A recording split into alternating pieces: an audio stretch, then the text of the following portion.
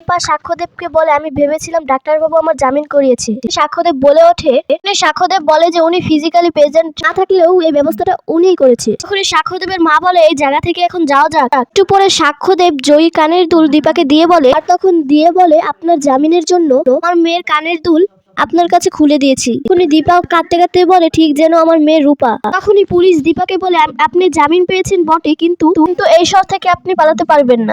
দীপা বলে, আমি আগে বিগ বং এ যাবো, তারপরে আমি বাড়িতে যাব, আমার কিছু হিসেব মিলছে। ওদিকে সোনা ভাবে যে বাবা এখন আসছে না কেন, ফ্লাইটে কোনো প্রবলেম হয়নি তো, সেই বলে টুইটার চালালে দীপার খবরটা দেখতে পারি। সোনা তখন ভাবে তাহলে বাবা আসবে না, কিন্তু সূর্য তখন চলে আসাতে ওর ভুলটা ভেঙে যায়। এইদিকে সবাই দীপাকে নিয়ে আলোচনা করে, কিন্তু এর কোনো রিয়াকশন না দেখে তখন জয়কে বলে, আমার দিদি জেলে আছে আর তুমি কাজ দেখাচ্ছ। কাকাই তখন জয়কে জিজ্ঞাসা করে, সূর্য 10 লক্ষ টাকা দিয়েছে, এটা তো বুঝতে পারলাম, কিন্তু টাকাটা কিসের জন্য নিয়েছিলি? জয় বলে ওঠে, দাদাই আর বৌদিদির করতে ব্যস্ত হয়ে গেলে আমি একা সামলাতে পারতাম না, এই জন্য আমার উপর অনেক চাপ ছিল। তখনই কাকাই বলে ওঠে, তাহলে তুই স্বীকার করছিস যে তোর উপর অনেক চাপ ছিল? তারপরে জয় ঘরে এসে কান্নাকাটি করলে তুমি তখন বলে, আমি একটা কিছু শুনতে পেলাম, তুমি আমার দিদির কাছে ক্ষমা চাইছো। আমি জানি তুমি একটা কিছু জানো। তখনই জয় বলে ওঠে, দীপকে কিন্তু তুমি একা কোথাও ছাড়বে না। তুমি তখন বলে, কেন ছাড়বো না?